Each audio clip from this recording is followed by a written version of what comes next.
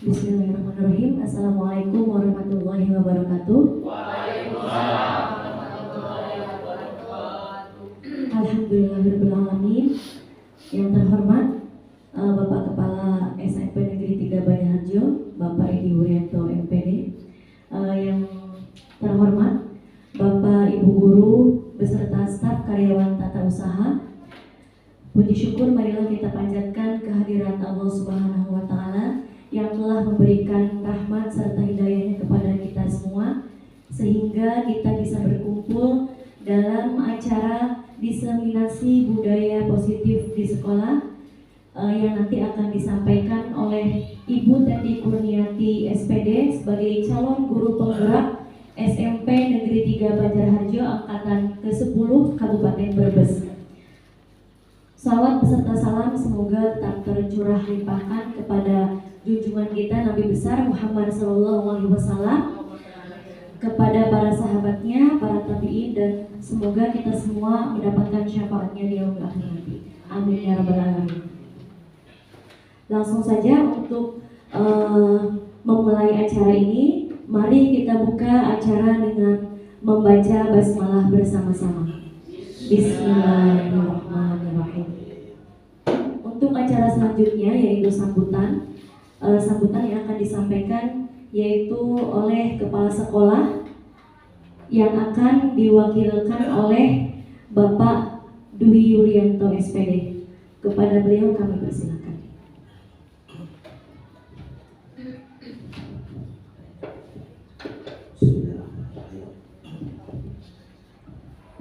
Bapak Ibu Guru yang luar biasa, Bapak Ibu Guru yang berbahagia, Bapak Ibu Guru yang hebat. Assalamualaikum warahmatullahi wabarakatuh. Waalaikumsalam warahmatullahi wabarakatuh. Puji syukur, alhamdulillah kita bisa satu forum kembali untuk acara yang berbeda kali ini.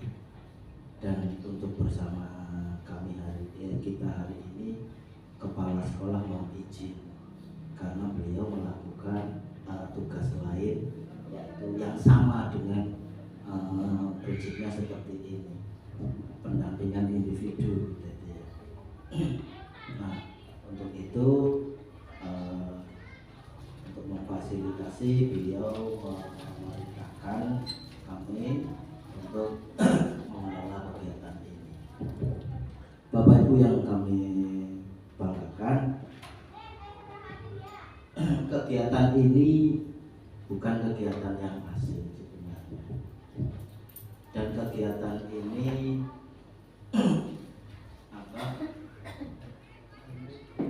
bukan merupakan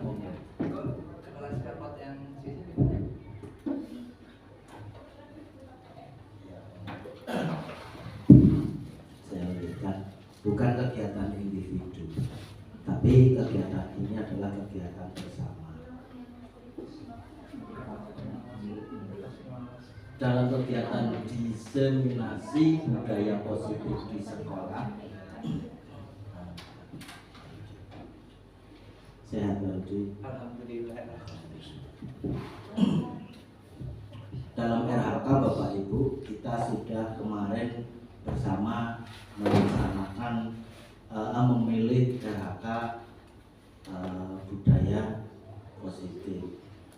Nah, dan ini selaras dengan hal tersebut, ternyata ini juga Bu Teti akan menyampaikan berkaitan dengan budaya positif. Kemarin yang sudah kita lakukan, nanti kita mungkin bandingkan dengan apa yang sudah didapat oleh Bu Teti, pemahamannya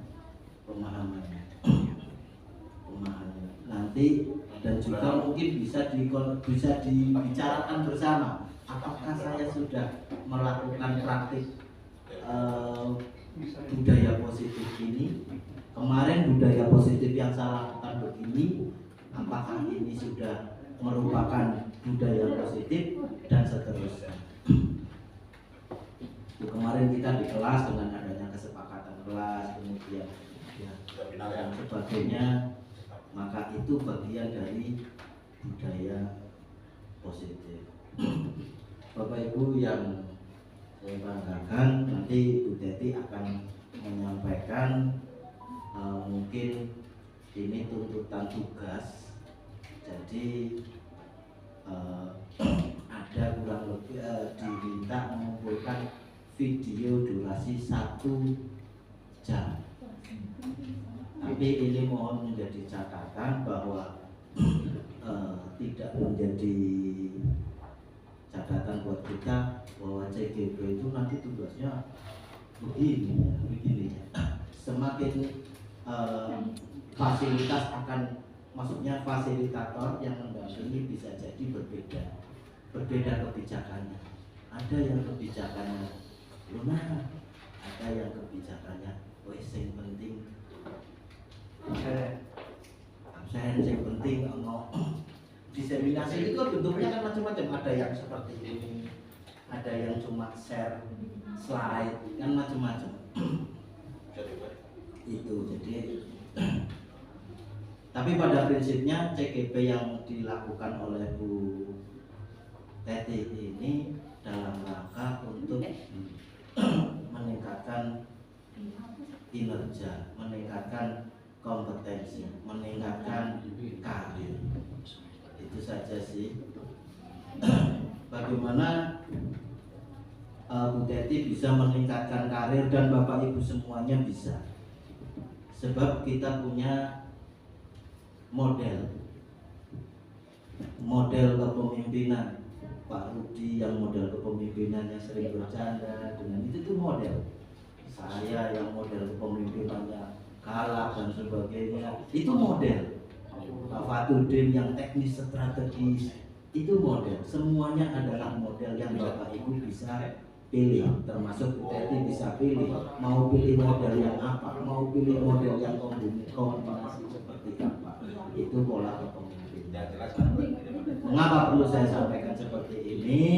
Karena bersiap-siap Bapak Ibu pada tahun ajaran baru kebijakan kepala sekolah bisa jadi berharap tumpuannya kepada Bapak Ibu. Terus yang kedua, selain model yaitu modal aset. Aset panjenengan bukan orang yang remeh kok. Panjenengan orang yang hebat. Itu. SDM kita punya SDM yang luar biasa. Guru-guru yang saling membantu, keakraban teman-teman yang yang saling bekerja sama pada kelas. Ini insya Allah menjadi modal kita. Yang kedua, modul ini kaitannya dengan referensi, ya, dengan referensi berkaitan dengan budaya positif didapat dari mana? Banyak. Modulnya ada, tinggal baca di PMM sudah ada, di Google juga banyak. Tinggal mau tidak kita mempelajari materi. Saya rasa itu yang bisa saya sampaikan sebagai pengantar. Nanti teknisnya begini Bapak Ibu, kita akan setengah jam, ya, 60 menit.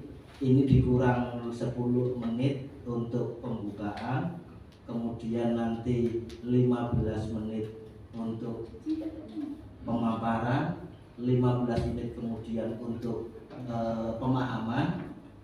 Kemudian yang 15 menit kemudian dan untuk refleksi dan aksi nyata. Refleksi atas aksi nyata. Artinya apakah kita sudah melakukan aksi nyata yang seperti itu belum? Saya melakukan ini aksi nyata atau bukan? Terus kalau mau dianggap aksi nyata itu dokumennya apa saja, mungkin bisa akan berkembang ke sana. Saya rasa demikian yang perlu saya sampaikan. Semoga kegiatan ini bermanfaat untuk kita semua dan mendapatkan berkah dari Allah Subhanahu wa taala. Terima kasih. Assalamualaikum warahmatullahi wabarakatuh. Waalaikumsalam.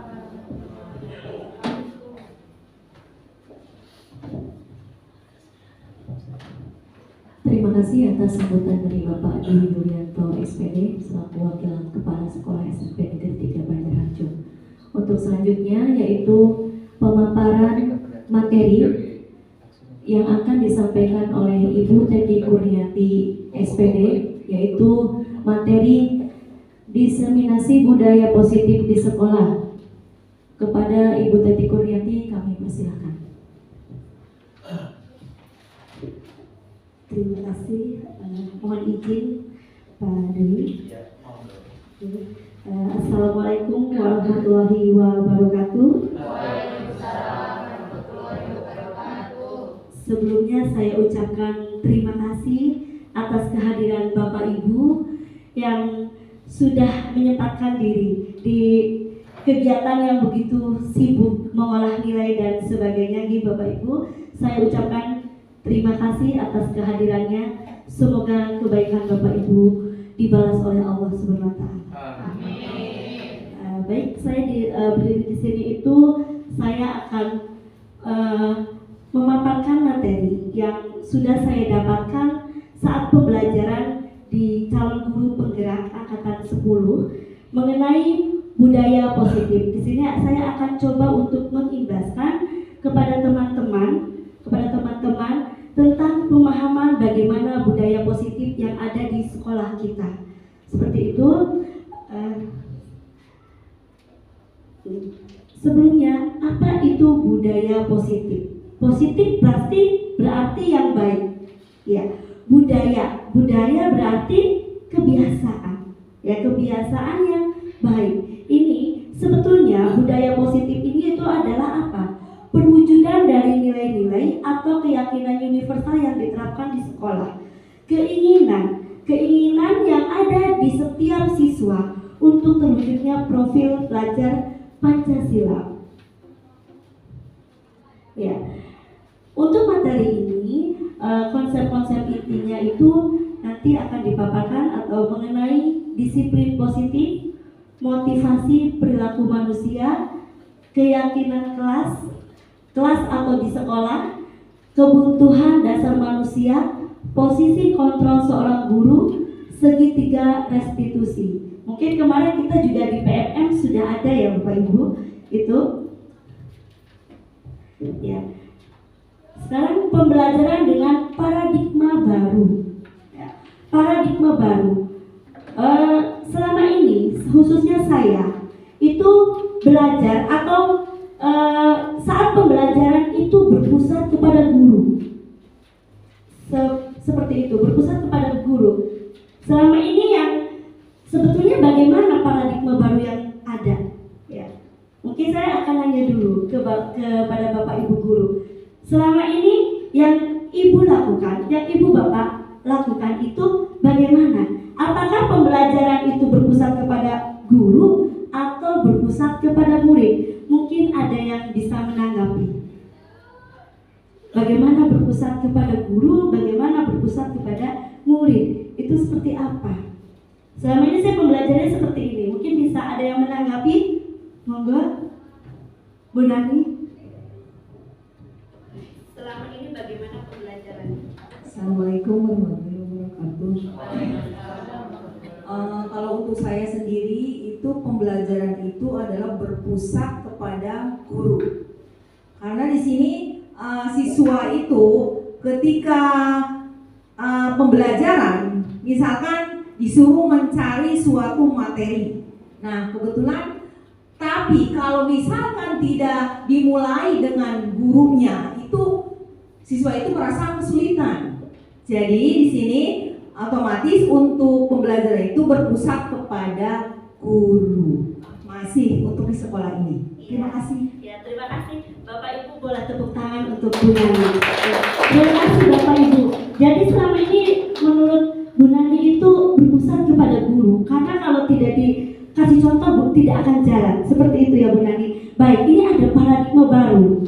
Ada paradigma baru mengenai pembelajaran dengan paradigma baru di mana dirancang sebagai pembelajaran berdiferensiasi. Mungkin kemarin yang PMM ada ya yang memilih itu. Apa itu berdiferensiasi? sehingga peserta didik belajar sesuai dengan kebutuhan belajar berdasarkan tahapan perkembangannya dengan teori psikologi untuk mewujudkan profil pelajar Pancasila. Apa saja profil pelajar Pancasila itu? Yang pertama adalah beriman dan bertakwa kepada Tuhan Yang Maha Esa. Ya. Yang kedua berkebinekaan global. Yang ketiga bergotong royong, kreatif, bernalar kritis, dan mandiri. Untuk mencapai tujuan itu, kita harus belajar bagaimana kebutuhan siswa itu terpenuhi dengan cara kita belajar atau pembelajaran berdiferensiasi. Menurut Ki Hajar Dewantara, ini adalah pembelajaran menuntut, bukan menuntut. Yang sekarang kita lakukan, khususnya saya, itu menuntut kamu harus bisa. Kamu harus bisa A, kamu harus bisa B. Ya, sedangkan siswa itu tidak minat atau tidak bisa melakukan A. Berarti itu berpusat kepada guru, seakan-akan memaksa atau tidak, Ibu Bapak? Memaksa, ya. Bagaimana profil pelajar Pancasila itu bisa terwujud? Ya, di sini Ki Hajar Dewantara mengatakan bahwa pembelajaran itu adalah sebagai menuntut, bukan menuntut, yaitu apa? Memberi tuntunan terhadap segala kekuatan kodrat alam dan kodrat zaman yang dimiliki anak agar tercapai keselamatan dan kebahagiaan setinggi-tingginya, baik sebagai manusia maupun sebagai anggota masyarakat. Ya, itu menurut Ki Hajar Dewantara. Ya, ini kita ada pergeseran paradigma melalui teori kontrol. Ya, ada ilusi guru mengontrol, ilusi, ya, ada ilusi bahwa semua penguatan positif efektif dan bermanfaat. Lalu ada ilusi bahwa kritik dan membuat orang merasa bersalah dapat menguatkan karakter. Lalu ada ilusi bahwa orang dewasa memiliki hak untuk memaksa. Ilusi mengontrol murid. Murid bisa kita kontrol. Betul, itu ilusi kita. Tetapi sebetulnya murid itu atau kita sendiri, peserta didik itu bisa mengontrol dirinya sendiri. Ini ilusi guru mengontrol murid. Lalu ada ilusi bahwa semua penguatan positif efektif dan bermanfaat, di mana penguatan positif atau bujukan adalah bentuk-bentuk kontrol segala usaha untuk mempengaruhi murid agar mengulangi suatu perilaku tertentu adalah suatu usaha untuk mengontrol murid tersebut dalam jangka waktu tertentu. Kemungkinan murid tersebut akan menyadarinya dan mencoba untuk menolak bujukan kita, atau bisa jadi murid tersebut menjadi tergantung pada pendapat sang guru atau berusaha. Ilusi bahwa itu sampai berusaha. Lalu ada ilusi bahwa kritik dan membuat orang merasa bersalah dapat menguatkan karakter. Kita dikritik, itu sebetulnya ilusi kita itu ketika dia dikritik nanti akan menguatkan karakter. Namun pada ilusi ini menggunakan kritik dan rasa bersalah untuk mengontrol murid menuju pada identitas gagal. Kamu harus seperti ini, ya. Kamu nggak boleh seperti ini. Sebetulnya itu nanti menuju pada identitas yang gagal. Mereka belajar untuk merasa buruk tentang diri mereka. Saya dikritik, ya, saya dikritik. Seburuk itukah saya? Itu nanti akan tertanam di identitas siswa itu sendiri atau murid itu. Terus yang berikutnya, ilusi bahwa orang dewasa memiliki hak untuk memaksa, bahwa orang dewasa itu berhak untuk memaksa. Kita sebagai guru adalah orang dewasa, berhak untuk memaksa. Sebetulnya itu adalah ilusi. Ilusi yang nanti akan berdampak kurang baik untuk kemajuan siswa kita atau murid kita. Ini ada pengubahan paradigma stimulus respon ke pendekatan teori kontrol. Kalau stimulus respon menurut kita itu kebutuhan kita sama, tetapi pada kenyataannya dalam teori kontrol itu bahwa realitasnya tidak sama. Lalu semua orang melihat hal yang sama. Oh, itu harus seperti ini, sama-sama. Ternyata di dalam teori kontrol itu bahwa setiap orang memiliki gambaran yang berbeda. Lalu kita mencoba mengubah orang agar berpandangan sama dengan kita. Itu stimulus respon kita. Namun sesungguhnya dalam teori kontrol itu bahwa semua perilaku memiliki tujuan. Si A, si B seperti itu pasti ada tujuan. Ya. Lalu dalam stimulus respon yang ada pada diri kita juga ada orang lain bisa mengontrol saya. Padahal hanya ada yang bisa mengontrol itu siapa? Diri kita sendiri. Diri kita sendiri, bukan orang lain. Itu perbedaannya. Lalu pemaksaan ada pada saat bujukan gagal.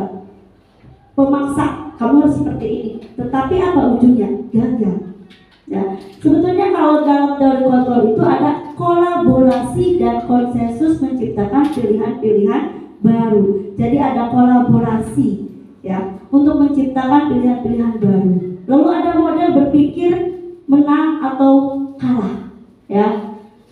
Tetapi dalam teori kontrol itu model berpikir menang seperti itu. Lalu ada disiplin positif. Ya.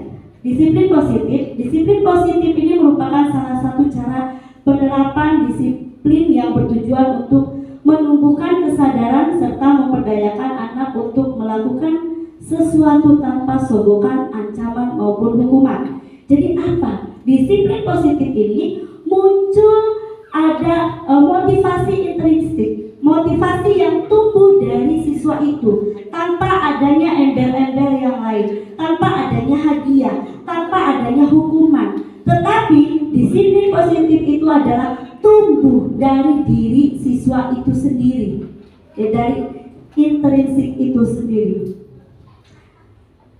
Ada nilai-nilai kebajikan universal. Nilai-nilai kebajikan universal ini semua siswa memimpikan itu. Semua siswa harus berpusat kepada atau menjadi sebagai profil pelajar Pancasila.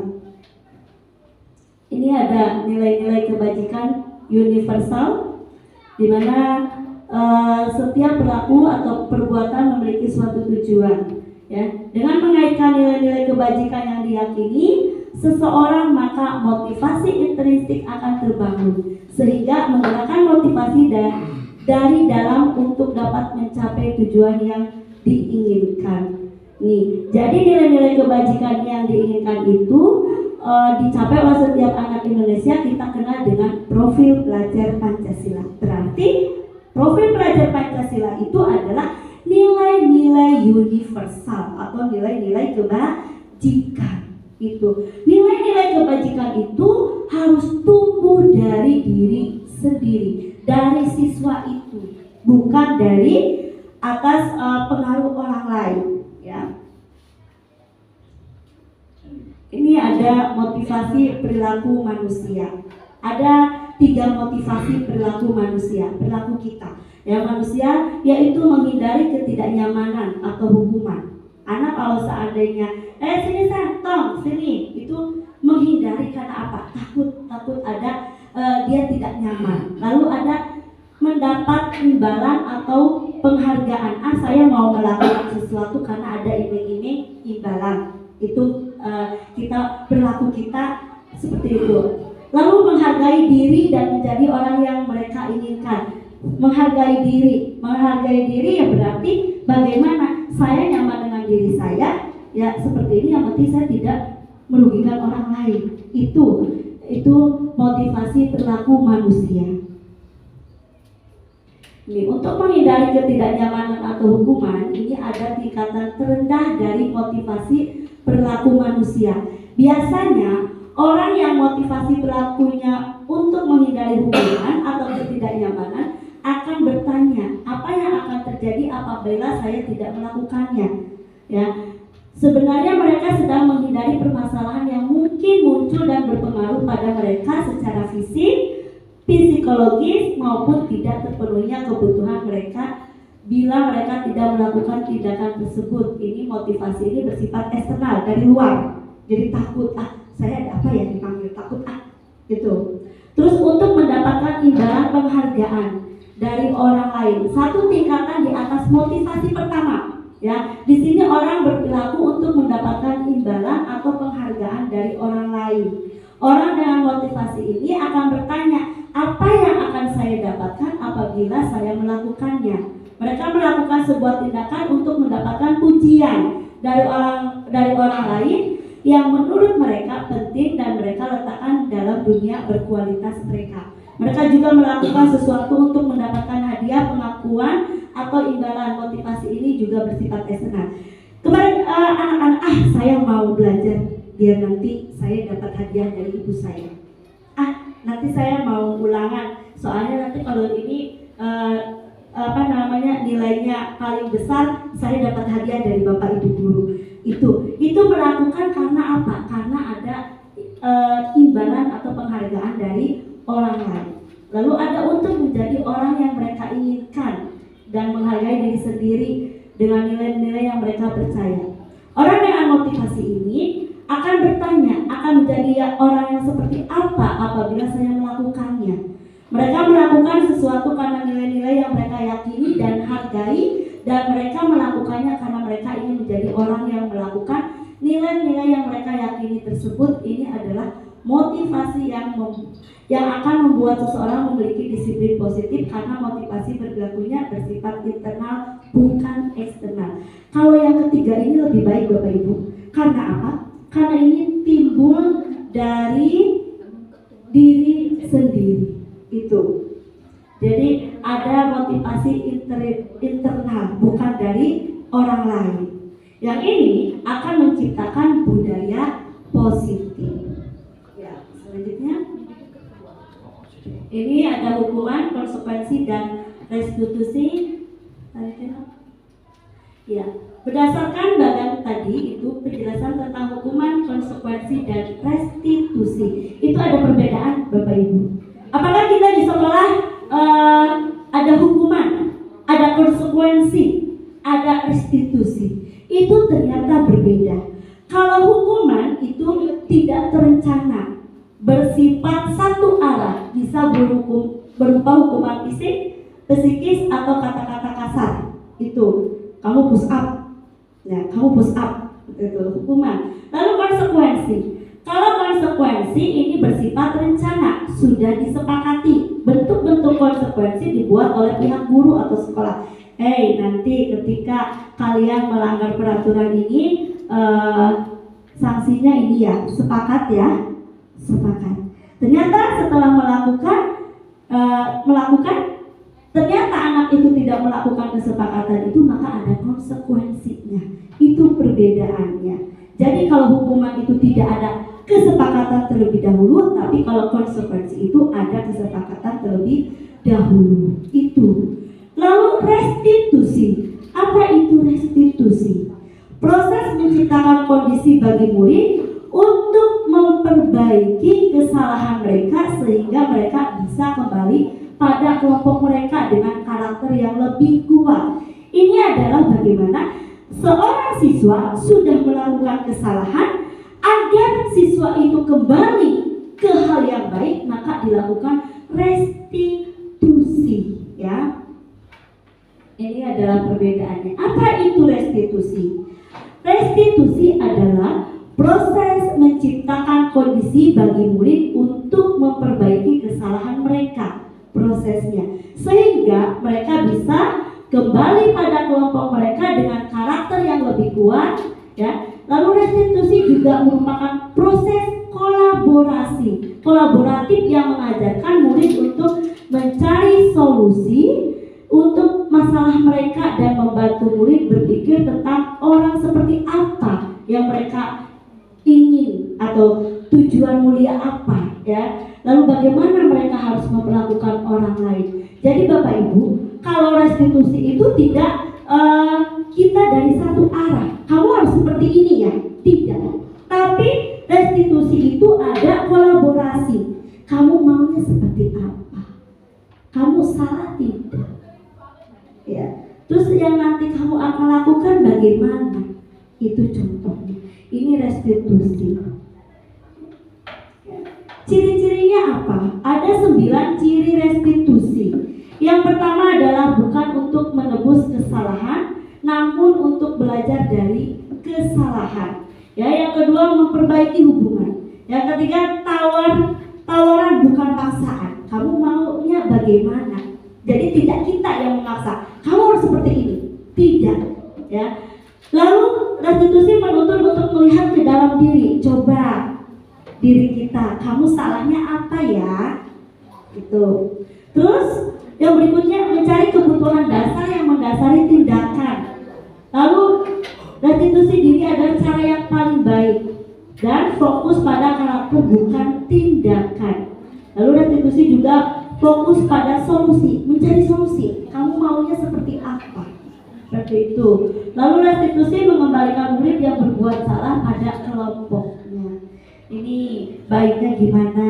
Supaya apa? Ini jadi ciri-cirinya ini jadi mengembalikan seorang murid yang bersalah kembali ke hal yang positif.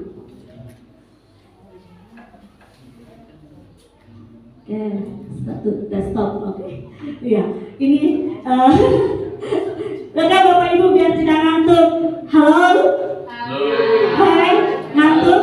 Ya, mungkin habis begadang ya Bapak Ibu. Biar tidak ngantuk, ayo kita telah dulu tindakan guru. Ini menurut Bapak Ibu, hukuman atau konsekuensi ya. Mencatat 100 kali di dalam buku kalimat, saya tidak akan terlambat lagi karena terlambat ke sekolah. Hukuman atau konsekuensi? Hukuman atau konsekuensi?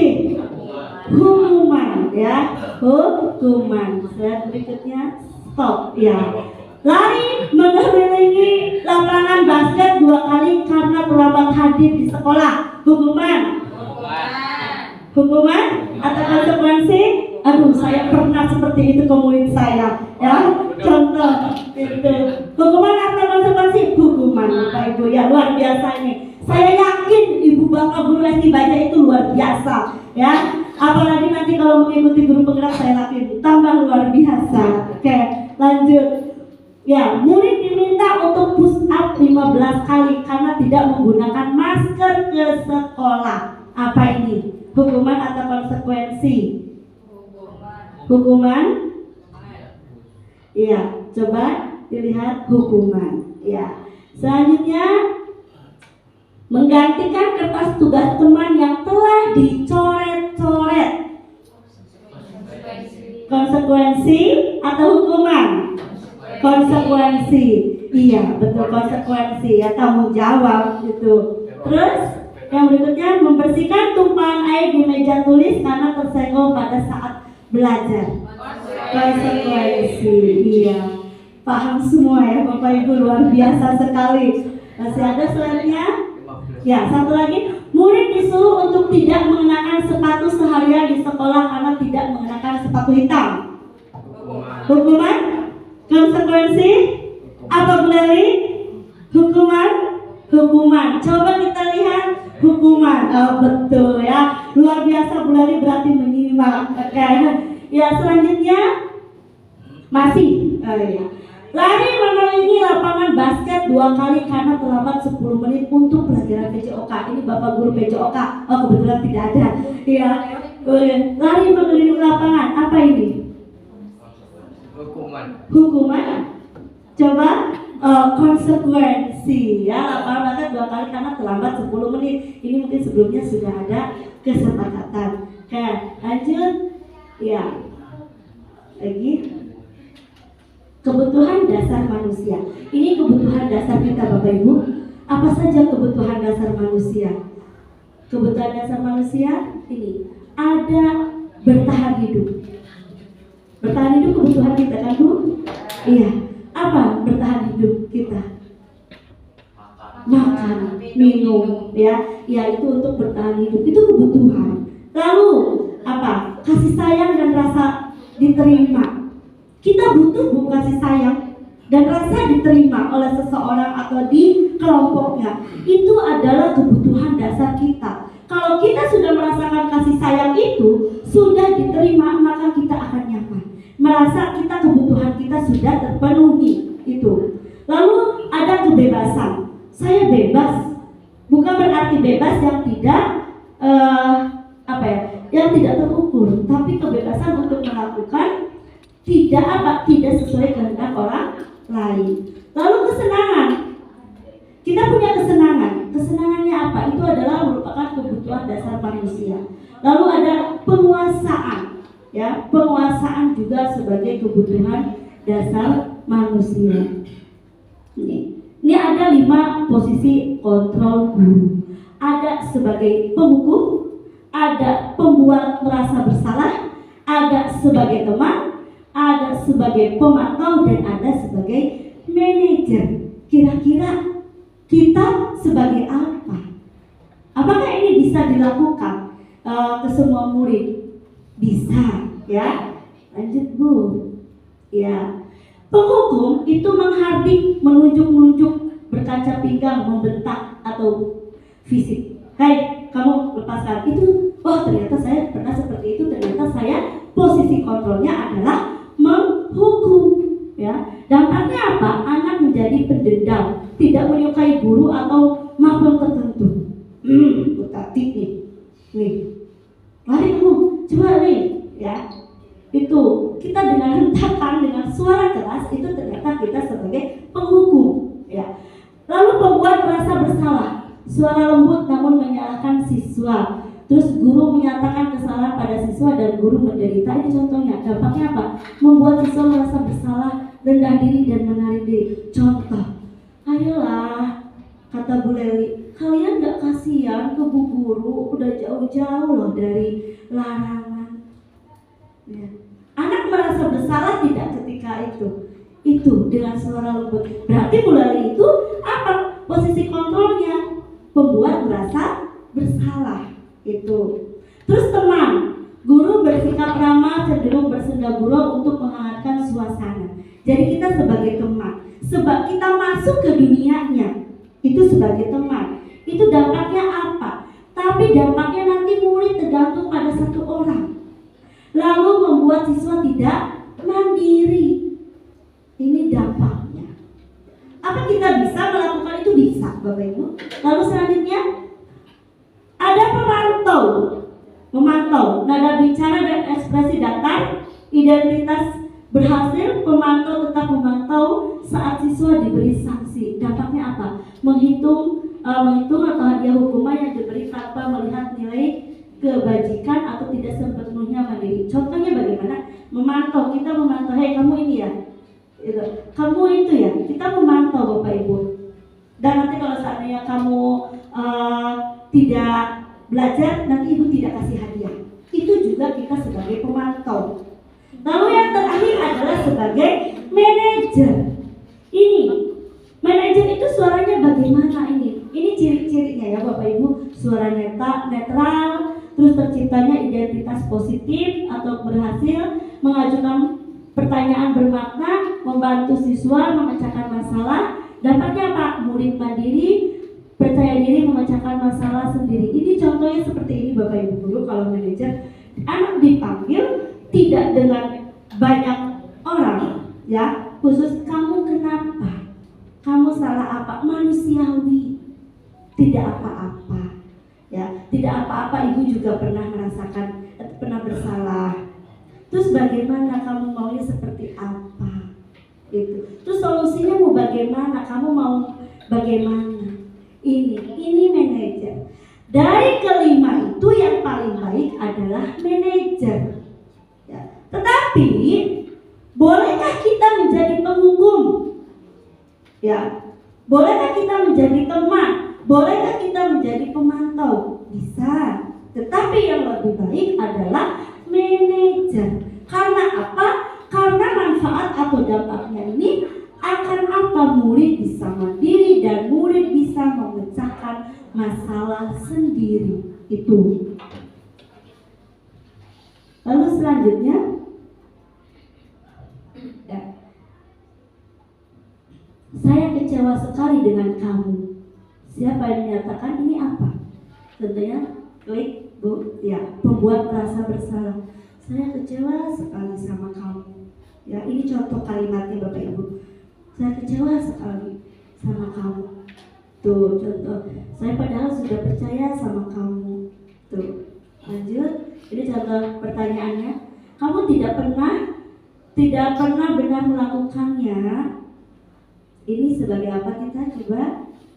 Penghukum. Kamu tidak pernah benar melakukannya. Kamu itu tidak pernah benar ya melakukannya. Jadi kita sudah mengejar anak itu tidak pernah benar melakukan hal itu. Itu kita sebagai penghukum. Lanjut.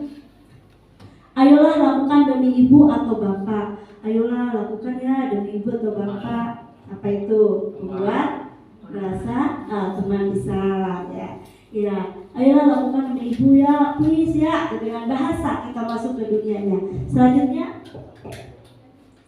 apakah kamu mau mendapatkan stiker bintang hari ini? Pemantau? Ya, coba pemantau luar biasa Bu. Oke, selanjutnya, bagaimana kamu bisa menyelesaikan masalah ini?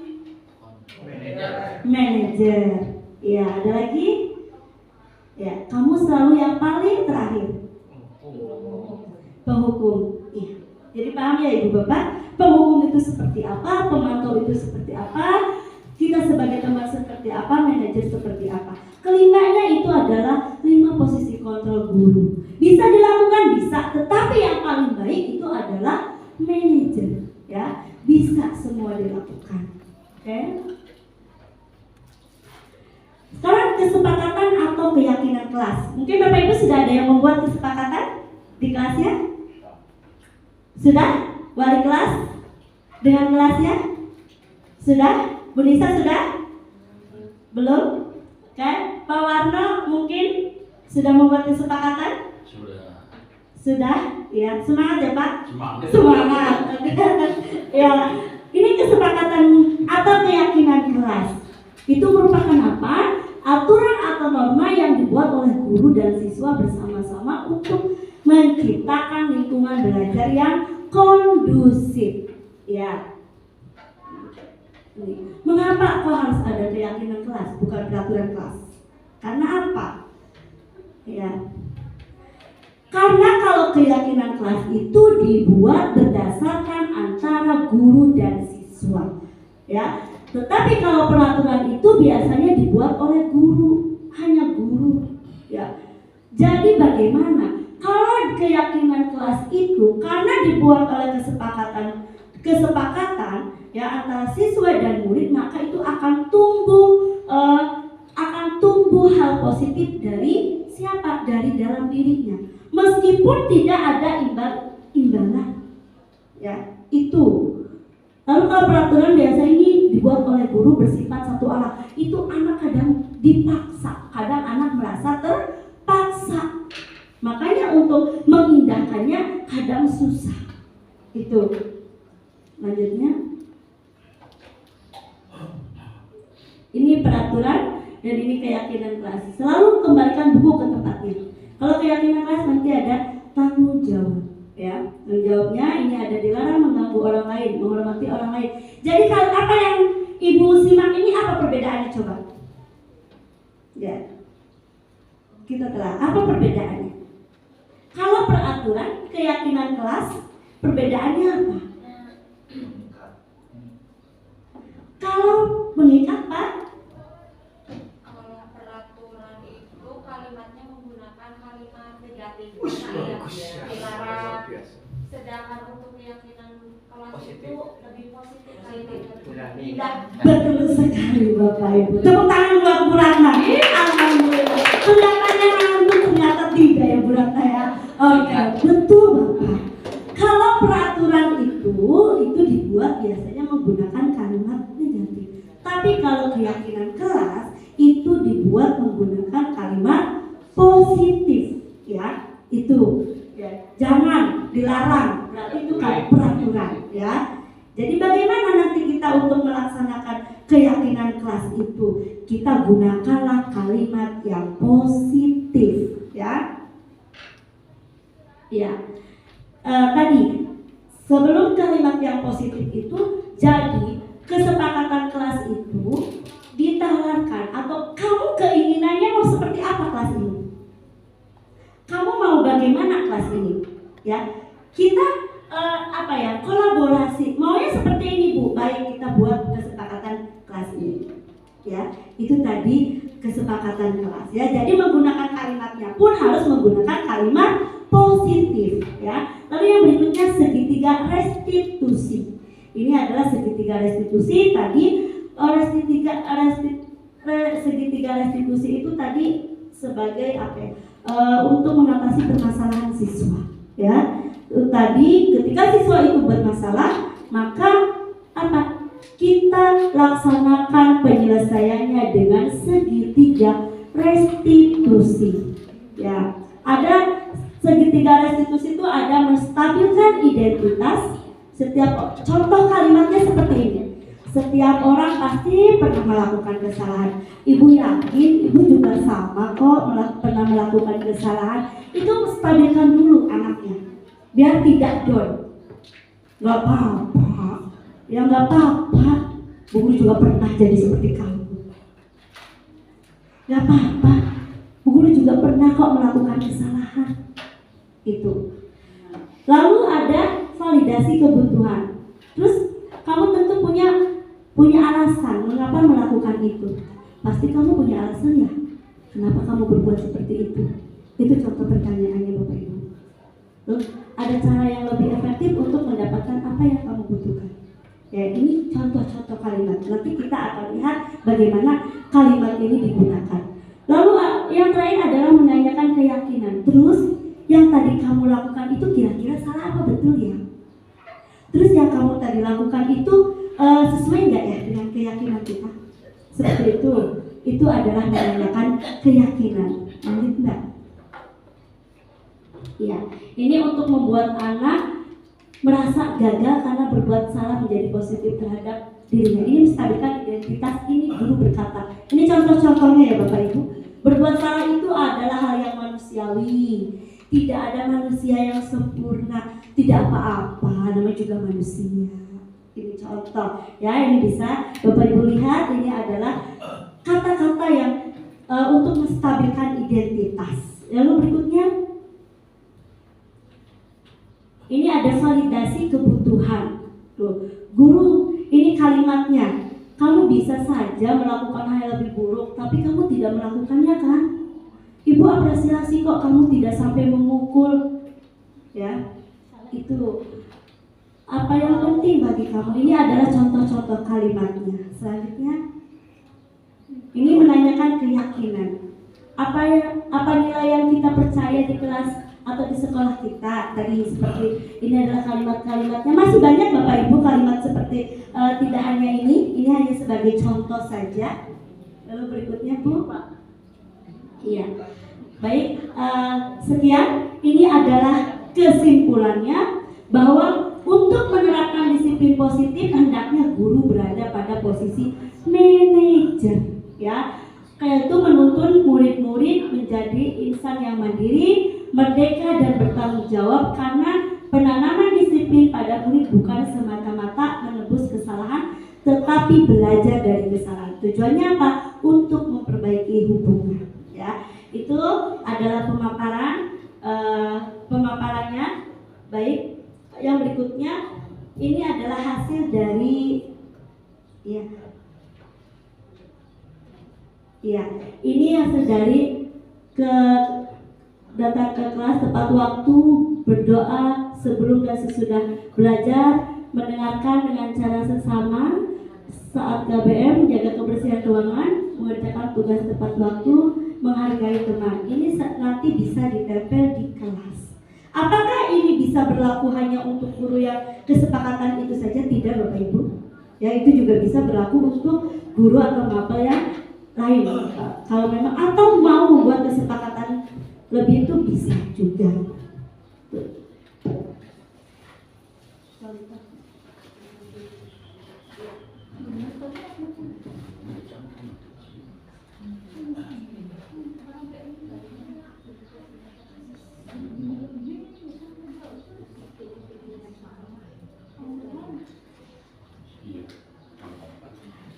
Ini adalah aksi nyata yang sudah saya lakukan di sekolah ini, yang sudah pernah saya lakukan.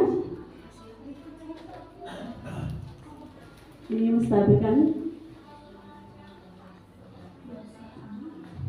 Ini lagi Mbak slide-nya.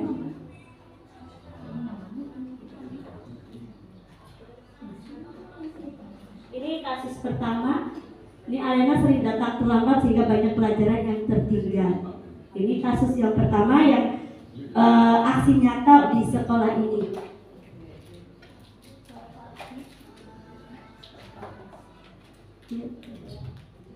Terus untuk kopi.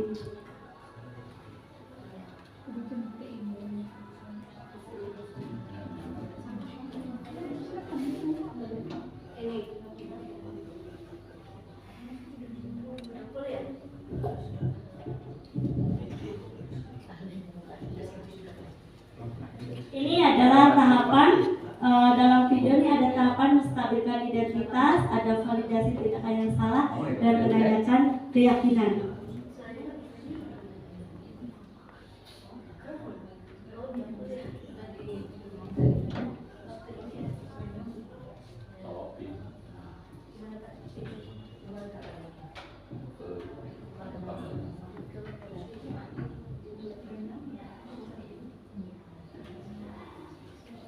Oh iya.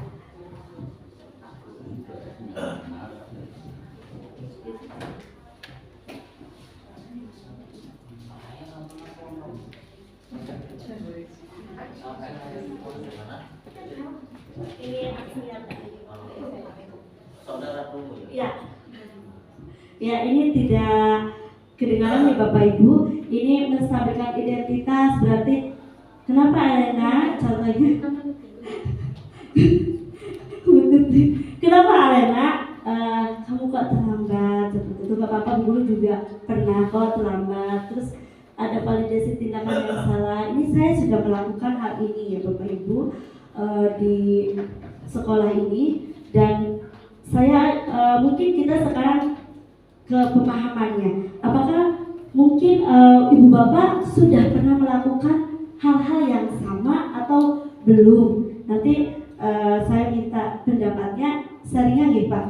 Seperti itu, monggo yang saya sudah melakukan ini termasuk segitiga restitusi bukan? Seperti itu. Mungkin dari ada yang mau menanggapi atau yang sudah pernah saya lakukan di kelas di sekolah itu, Bu Desi, mungkin? Monggo. Ya.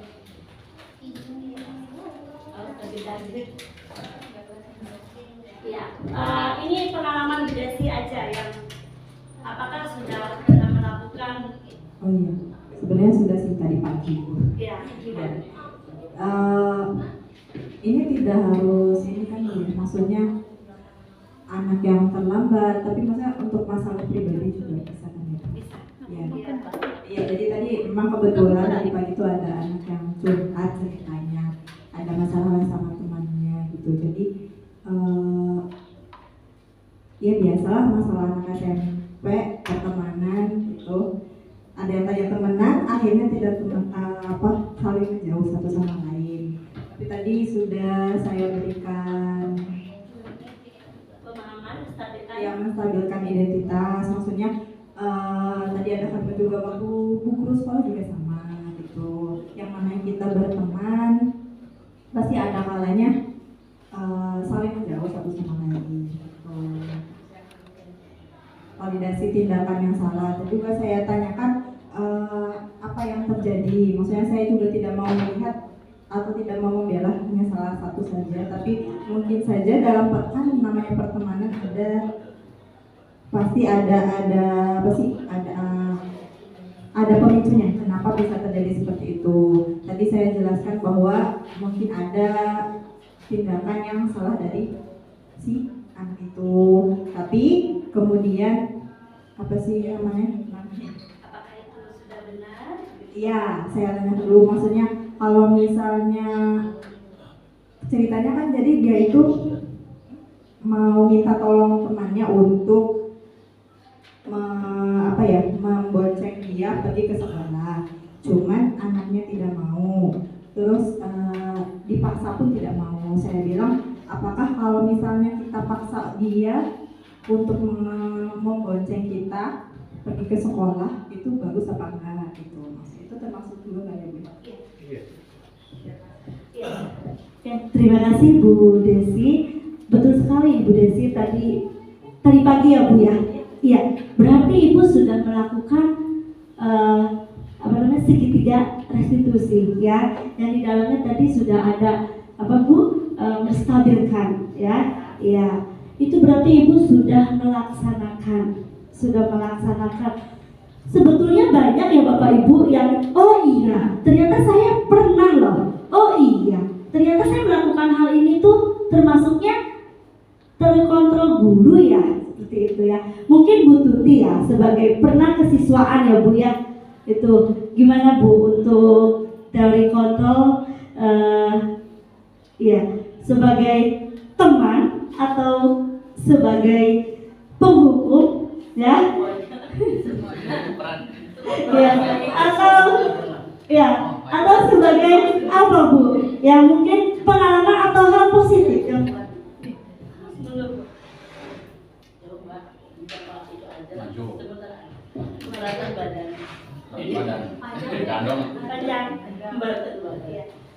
monggo Bu. Terima kasih. Assalamualaikum warahmatullahi wabarakatuh. Seperti yang Bu Teti bilang, saya posisinya sebagai apa? Apakah manajer, teman, atau apa tadi ya? Penghukum. Saya sudah merasakan semuanya gitu, dan saya melakukan semuanya sepertinya. Karena berhadapan dengan anak-anak yang super duper juga, karena tidak bisa ditangani dengan manajer. Kadang ada yang teman, anak-anak yang bisa ditangani sebagai teman, ada yang bisa ditangani sebagai apa tadi Kak? Ya, merasa bersalah. Itu sudah saya rasakan semuanya selama saya mengajar di sini Mbak. Ya itu aja sih Mbak.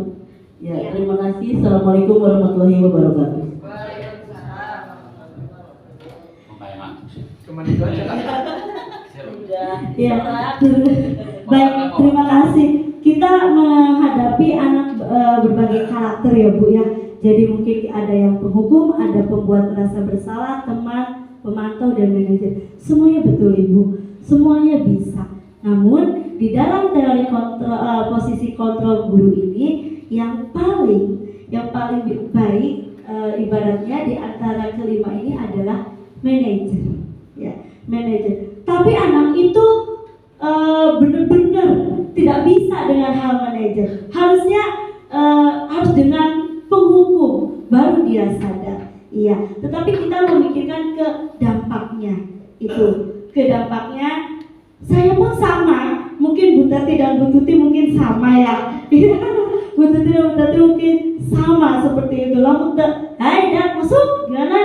Itu anak tidak akan langsung, ya, tidak akan langsung dulu.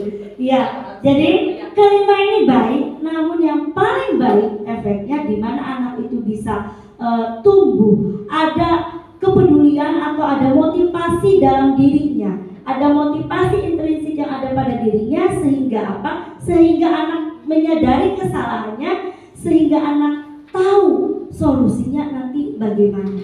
Seperti itu dari kelima ini manajer yang paling tepat seperti itu. Namun semua bisa Ibu, semua bisa, ya, bisa dilakukan. Ya. Itu ini yang saya dapatkan di pembelajaran di calon guru penggerak itu. Seperti itu. Mungkin ada lagi yang pengalaman atau saya sudah seperti ini saya termasuknya bagaimana ya? Kita saling juga Bapak Ibu. Saya juga baru mendapatkan pembelajaran ini. Mungkin dari Pak Dewi, Pak, monggo yang sudah ngantuk.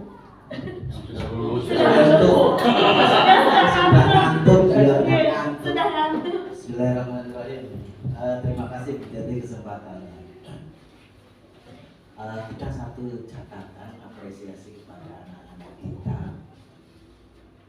Saya belum menerima informasi bahwa anak-anak kelas 9 ada yang konvoy. Saya nggak mendengar informasi itu. Betul nggak, Pak Yono? Alhamdulillah. Ini maksud, apakah ini memang sudah termanage atau tidak? Atau memang mindset anak-anak sudah mulai paradigmanya sudah berubah atau tidak? Yang kedua, saya menerima WA dari Pak Firdan, ini pengalaman. Pak, anak-anak mau main bola di malam ini. Set, otak kita langsung berpikir, aduh, bahaya nih. Betul nggak Bapak Ibu? Bahaya. Ini konvoy, bahaya ini konvoy. Saya apa yang saya lakukan? Sekedar berbagi pengalaman. Saya tidak tahu apakah ini budaya positif atau bukan. Saya nggak tahu, saya hanya berjalan dengan feeling dan motivasi insya Allah positif. Ya. Kemudian saya memegang satu orang. Saya WA ke Pak Firdan, ambil satu orang, saya minta nomornya. Saya hubungi si A. Siapa? Saya kondisikan dengan lantang. Siapa? Saya kondisikan. Urusan konvoy, urusan saya Pak. Bisa bantu saya? Pertanyaan saya sebenarnya. Assalamualaikum Pak. Saya minta, saya Pak Dewi, karena dia mungkin nggak tahu ini ya. Saya Pak Dewi dari SMP 3. Saya mau minta tolong bisa. Siapa Pak? Tolong apa? Bisa nggak dipastikan hari ini teman-teman ini tidak ada yang konvoy? Oh siapa Pak? Jawabannya WA langsung siap Pak. Itu biar nanti urusan saya. Langsung begitu. Ya Allah, ternyata anak-anak kalau begitu luar biasa kita beri kepercayaan. Sama seperti ketika bola. Sampai Pak Fatudin pun ngebel saya. Anak saya dipanggil Pak Dwi, ada apa? Ada salah apa? Gitu kan? Ada salah apa? Padahal tidak salah. Mereka saya WA, saya koordinasikan dengan mohon maaf, kekhawatiran Pak Warno saya hubungi, Pak Yogo saya hubungi, Pak Nana saya hubungi, khawatir adanya bentrok. Tapi alhamdulillah anak-anak kita kalah 9-1. Bukan masalah. Besok paginya saya ajak ke sini, kumpul di sini. Saya tunggu mereka sampai jam 12 siang. Ternyata janjian jam 12, datangnya setengah 2. Nah, ngobrol-ngobrol dan sebagainya. Alhamdulillah dalam hal ini kondusif. Nah, pertanyaan saya itu melakukan yang mana sebagai teman, pemantau atau manajer, atau bisa itu dilaksanakan secara kolaborasi atau kompetisi. Matur nuwun.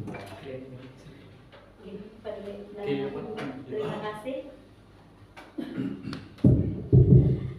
Yang tadi saya simak ya Pak Dwi, berarti tadi meminta kepada satu orang, ya Pak. Berarti itu tadi ada 5 dasar kebutuhan manusia, ya.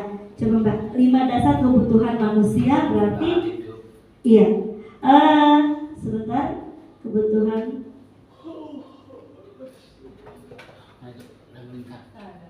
Iya.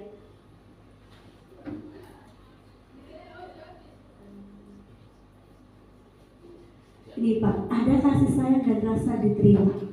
Diterimanya bagaimana? Berarti diterimanya itu kalau menurut saya, kita ini belajar ya Bapak Ibu. Oke. Kalau menurut saya tadi kan diterima, dirangkul, ya. Jadi merasa diberi kepercayaan, diberi penguasaan juga Pak. Jadi hal itu juga bisa menumbuhkan motivasi dalam dirinya. Tadi terus selanjutnya yang Bapak itu dipanggil bagaimana, terus ada apa? Pasti kan pertanyaan seperti itu gitu Pak. Terus mereka mencari solusi. Itu kalau menurut saya itu Bapak sudah bisa berkolaborasi karena bahasa juga teman seperti itu, tetapi lebih dominan Bapak ke manajer Pak. Oke. Kalau menurut saya seperti itu Pak. Bisa, tetapi lebih dominannya ke manajer karena dampaknya mereka bisa mencari solusi dari permasalahan itu. Ya, dari kalah nanti harus bagaimana ya? Dari strateginya nanti bagaimana ya? Seperti itu Pak. Kalau menurut saya itu Pak. Ini mohon. Ini sudah alhamdulillah wallahu a'lam. Teman-teman anak-anak tidak konflik karena memang paradigmanya sudah berubah atau memang upaya manajerial saya seperti yang sampaikan. Kira-kira perlu saya tidak mengundang mereka lagi yang si A itu untuk kita apresiasi atau mungkin refleksi atau ayo sudah jangan sudah alhamdulillah tujuan kita sudah tercapai, tidak yang penting ada konvoy begitu, kira-kira perlu. Iya, kalau untuk konvoy juga awalnya itu sudah ada kesepakatan ya Pak. Jadi kesepakatan itu tadi kan tidak hanya kesepakatan kelas, melainkan juga kesepakatan di sekolah Bapak. Jadi dari pihak kesiswaan itu sudah ada kesepakatan itu dengan anak, ya, yang alhamdulillah kesepakatan itu dilaksanakan dan pada saat melakukan atau mendiskusikan kesepakatan itu tidak hanya dari keinginan kami dan tidak hanya dari keinginan kesiswaan itu Bapak.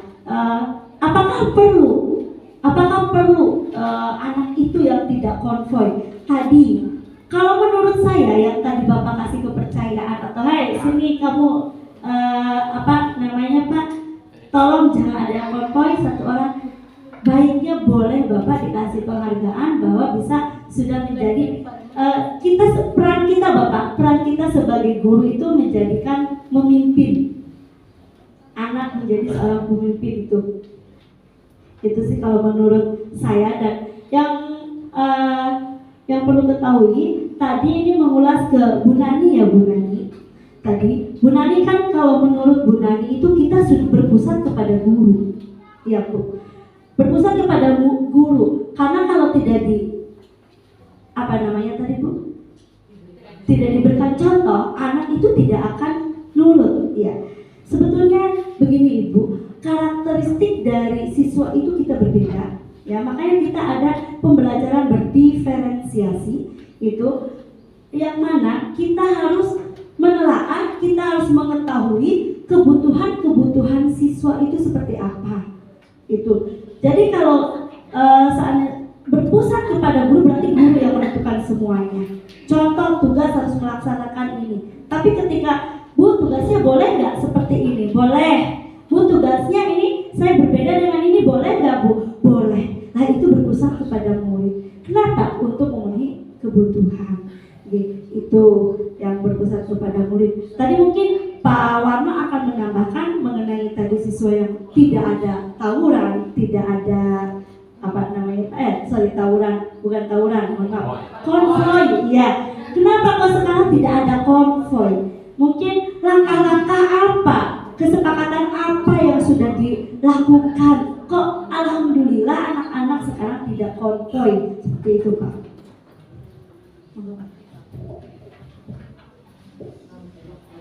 Terima kasih atas waktu yang diberikan pada saya Pak.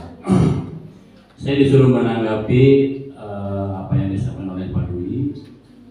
Apakah perlu memanggil anak kembali untuk menyampaikan sesuatu apresiasi? Kalau menurut saya perlu, karena itu adalah puncak dari sebuah penghargaan yang dicapai oleh anak. Itu yang pertama. Yang kedua, tadi Pak Dwi juga menyampaikan sudah ada upaya-upaya untuk pencegahan agar anak tidak konvoy. Di antaranya Pak Dwi memposisikan sebagai manajer dengan berdialog dengan anak lewat WA. Akhirnya isi dari dialognya anak ikut saling menjaga agar tidak konvoy. Maka terbuktilah tidak konvoy.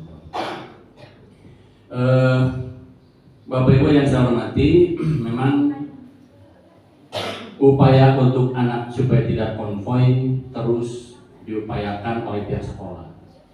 Dari mulai kasus konvoy yang gabung dengan sekolah lain, kemudian kita antisipasi di diberikan surat pernyataan. Ini apakah termasuk hukuman atau apa, itu mungkin bisa kita kategorikan. Yang berikutnya, di samping si pelaku konvoi yang sudah terjadi, anak-anak yang bukan pelaku pun kita antisipasi dengan membuat surat pernyataan pula.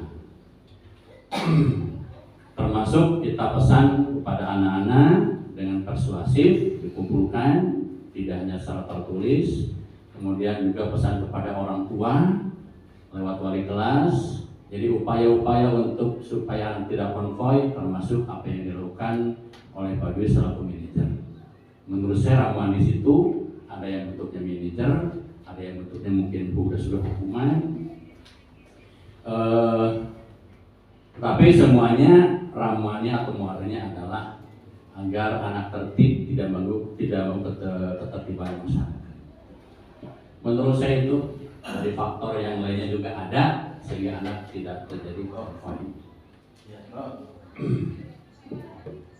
Itu saja Bu. Iya. Saya cuma satu aja. Baik, Bapak, terima kasih tanggapannya. Tadi berarti rangkaian-rangkaian seperti itu Pak. Kita bisa berkolaborasi, hal itu bisa menghukum kalau sudah ranahnya ke yang lebih tinggi Pak. Seperti nanti mengarah ke kriminal, itu bisa tuh Pak.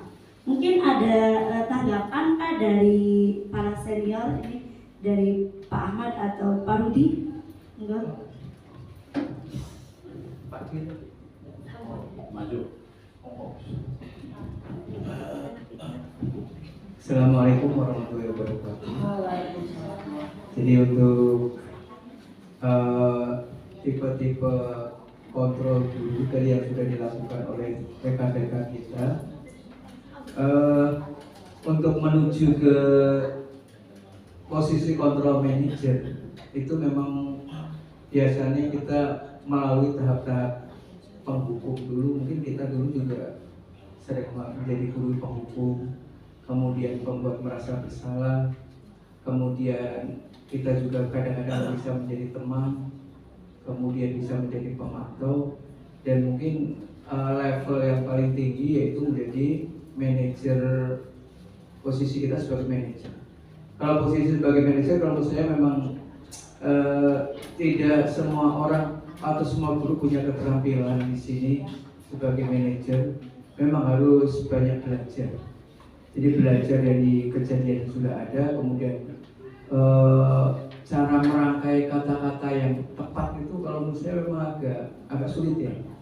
Jadi bagaimana kita merangkai kata yang tepat yang bisa dimengerti oleh siswa secara positif itu kadang-kadang memang agak sedikit kesulitan. Mungkin guru bahasa Indonesia juga kesulitan merangkai kata-kata ya Bu ya.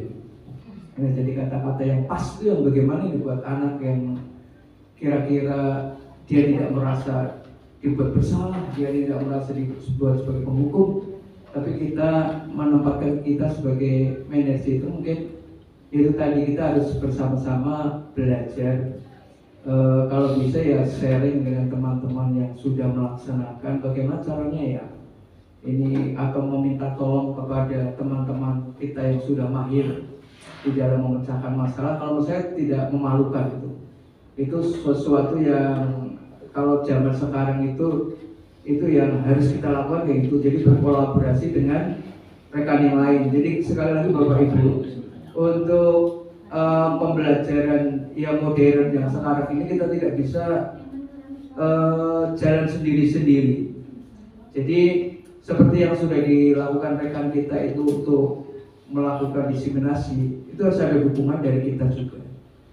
Ini yang positif juga, untung kita cukup kompak di sini. Jadi kita saling mendukung, kemudian saling memberikan masukan, saling menyemangati. Itu yang membuat kita istilahnya bisa melakukan sesuatu yang positif dan bernilai baik bagi kita semuanya. Jadi nilai-nilai kita yang sudah positif nanti bisa kita tularkan kepada anak-anak kita. Jangan sampai kita menularkan anak-anak itu nilai yang positif tetapi kitanya sendiri negatif. Itu pesan dari saya, pesan. Apa yang masukan dari saya untuk Pak Dwi, terima kasih Pak Dwi. sebagai manajer. Kalau Pak Dwi saya sebut itu tadi bukan manajer Bu, grand manager.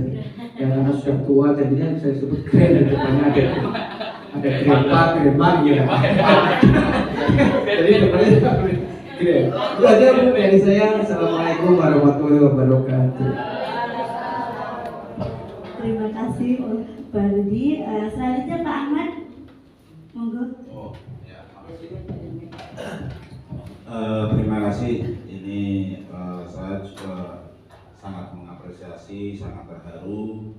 Berarti salah satu murid saya bisa menjadi calon guru penggerak, ya. Dan kalau Pak Warno sudah tinggal menjadi apa Pak Warno? Menjadi kakek saja sudah. Nggak usah pikir-pikir menjadi guru penggerak. Nggak usah menjadi guru penggerak. Memang walaupun kadang ada rasa iri-irian, baik itu wajar, ada rasa rundel juga itu wajar dan sebagainya. Ya, jadi memang suka ada kritik dan sebagainya. Baru saat ini ada guru yang berkasta-kasta, itu juga saat ini juga memang diakui, mau nggak mau diakui, tapi memang budayanya sudah seperti itu ya, mau apa lagi. Tapi kali ini saya sangat terharu sekali, sangat senang sekali. Jadi seorang murid bisa menjadi lebih daripada gurunya, ya itu luar biasa. Dan itu kebanggaan seorang guru itu ya seperti itu. Jadi ketika melihat murid melebihi dari gurunya itu ya kalau suatu kebanggaan tersendiri. Nah itu ya. Nah selanjutnya walaupun tadi di dalam materinya berkaca pada Ki Hajar Dewantoro. Ki Hajar Dewantoro itu kata-katanya bagus, bijak dan sebagainya. Tapi gagal dalam pendidikan. Atau gagal pendidikan, tidak ada sekolah taman siswa yang berhasil. Nah ini kan yang itu. Tapi sampai saat ini kata-katanya berarti bagus, cuman tidak bisa dilaksanakan oleh anak buahnya dan sebagainya. Nah ini yang berhasil nggak ada taman siswa. Malah yang berhasil pendidikan yang seperti dari macam-macam dan sebagainya lah. Ya.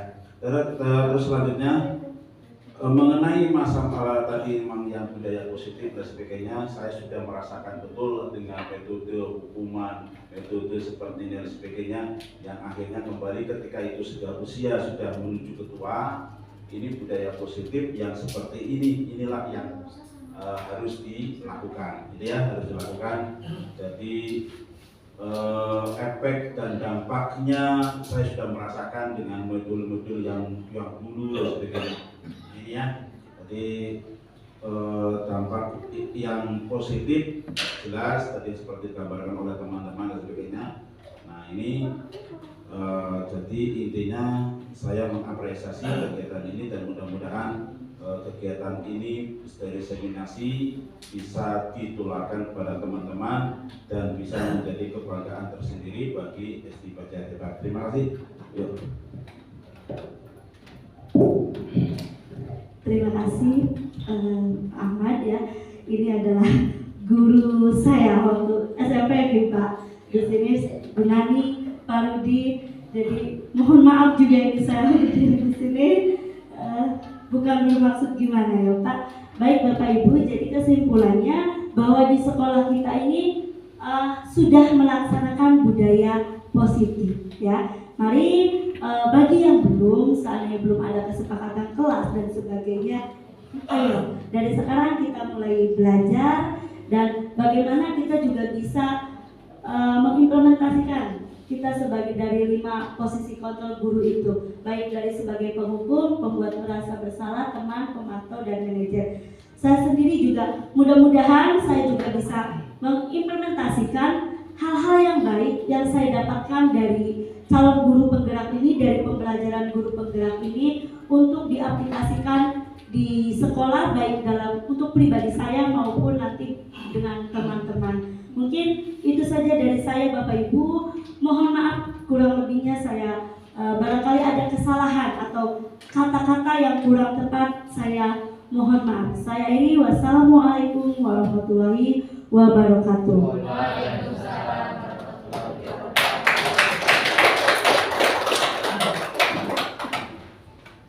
terima kasih atas pemaparan yang diberikan oleh Ibu Tati Kurniati SPD selaku calon guru penggerak SMP Negeri 3 Banjarharjo angkatan 10 Kabupaten Brebes. Ya, dapat kita simpulkan bahwa tadi mengenai budaya positif di sekolah, ya bagaimana sih kita sebagai guru untuk bisa menciptakan budaya baik di sekolah. Ya, jadi kita itu tidak hanya sebagai dicap penghukum saja, penghukum atau tadi misalkan konsekuensi ya. Jadi kita harus memberikan konsekuensi dan tadi adanya juga restitusi ya. Nah, kemudian tadi ada 5 posisi kontrol guru ya Bu. Nah, tadi disampaikan yaitu ada penghukum ya, kemudian ada pembuat merasa bersalah, kita sebagai teman ya, guru sebagai teman, sebagai pemantau dan sebagai manajer. Dan kesimpulannya tadi yang disampaikan oleh Ibu Tati Kurniati yaitu untuk menerapkan disiplin positif hendaknya guru berada pada posisi manajer, yaitu menuntun murid-muridnya menjadi insan mandiri, merdeka dan bertanggung jawab. Karena penanaman disiplin pada murid bukan semata-mata menebus kesalahan, tetapi belajar dari kesalahan. Tujuannya yaitu untuk memperbaiki hubungan. Mungkin itu saja untuk acara terakhir ya. Sebelum ditutup, terima kasih sebelumnya sudah mengikuti acara sampai akhir. Mudah-mudahan acara ini mendapatkan keberkahan, mendapatkan manfaat. Kita sebagai guru terus belajar ya. Jadi tidak hanya murid saja yang belajar, tapi kita juga sebagai guru harus terus belajar. Terima kasih. Mari kita tutup acara ini dengan membaca hamdalah bersama-sama. Sekian dari saya, mohon maaf apabila ada kata-kata yang kurang, ada kata-kata yang salah. Saya tutup. Wassalamualaikum warahmatullahi wabarakatuh.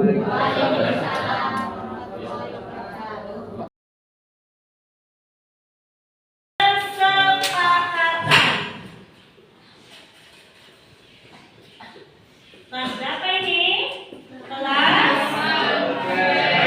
8C. Apa saja kesepakatannya? Yuk, kesepakatan itu bukan dari buku saja, tetapi dari kalian, ya, dari siswa dan guru. Jadi apa keinginan kalian? Bukan keinginan, hanya keinginan guru semata. Oke? Berarti yang pertama apa? Coba biar pembelajarannya kita kondusif. Yang pertama apa? Berarti seandainya nanti kita lagi pembelajaran, ada lagi yang datang, ada lagi yang terlambat, mengganggu tidak? Mengganggu. Nah, kesepakatannya apa? Yang pertama adalah datang tepat waktu. Datang tepat waktu. Ya, sepakat nggak ini? Sepakat? Iya. Terus setelah datang tepat waktu, sebelum dimulai, baiknya kita bagaimana? Berdoa. Berdoa dan nanti setelah pembelajaran, ya. Berarti apa? Berdoa. Berdoa sebelum belajar. Sebelum dan sesudah kegiatan belajar mengajar, ya. Lalu apalagi ketika setelah guru menerangkan, teman-teman ada yang ribut, kalian bagaimana? Pengennya seperti apa kalian? Tertib. Berarti harus bagaimana? Harus mendengarkan apa? Mendengarkan saat belajar. Ya, yang ketiga mendengarkan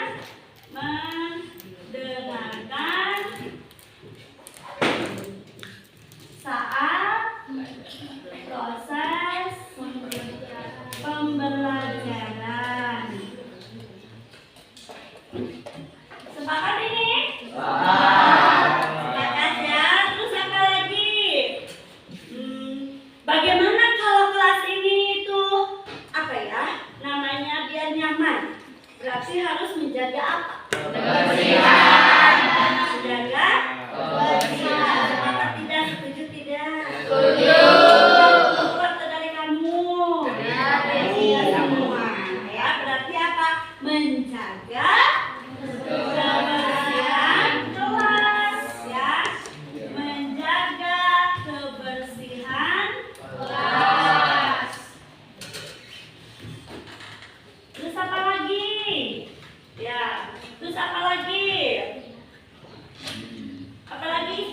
tentang kelas ini?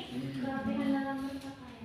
Kerapihan. Berarti apa kerapihan dalam berpakaian? Ya, dimanapun di lingkungan. Setuju nggak itu?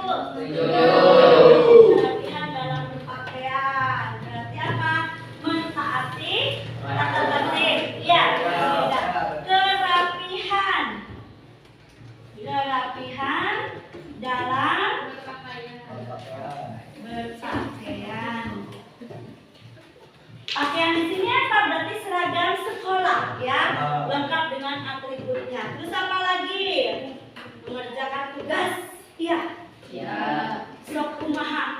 Si itu akan bahasa Sunda, ya. Si itu akan bu, si ini belum, ini jadi mengangkat. Jadi apa kesepakatannya? Mengerjakan, ya. Berarti 6 ya, mengerjakan